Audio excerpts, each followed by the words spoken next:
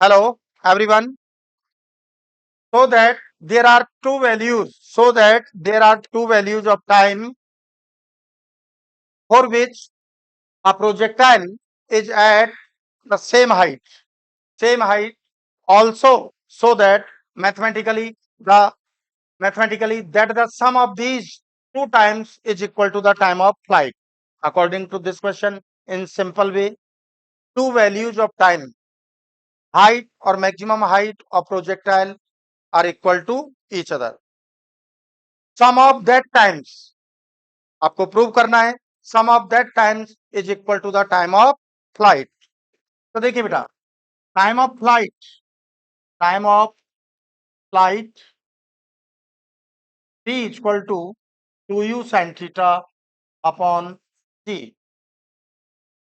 तो for vertically upwards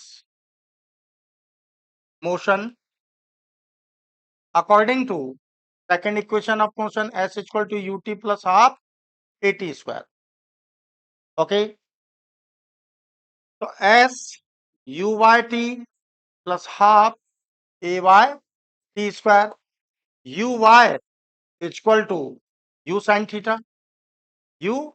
sign theta like आप इस तरह देख सकते हैं, projected with velocity u, angle of projection theta, x component ux equal to u cos theta, for height vertical component uy equal to u sin theta.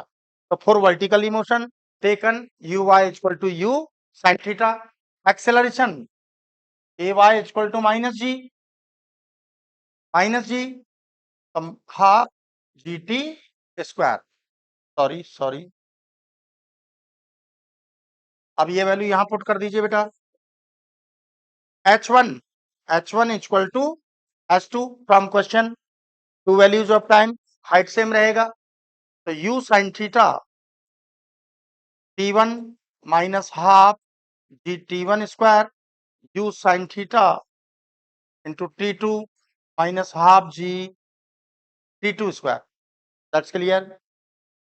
तो देखिए, sine theta term एक side में ले लीजिए, तो this term transferred from right to left and this term left to right. तो u sine theta common आएगा, t1 minus t2, इस टर्म को इधर लेंगे तो कॉमन आ गया ना बेटा, इसको राइट में ले लीजिए, half g common, t1 square minus t2 square. That's clear. By use of cross multiplication, 2u sin theta divided by g,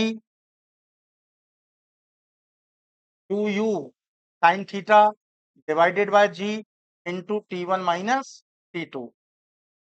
In right hand side, t1 square minus t2 square, apply the a square minus b square, a plus b into a minus b. So t1 plus t2 into t1 minus t2. t1 minus t2 cancel. So t1 plus t2 is equal to 2u sin theta upon g is equal to time of flight. Equal to time of flight. Prove. Got it? Okay.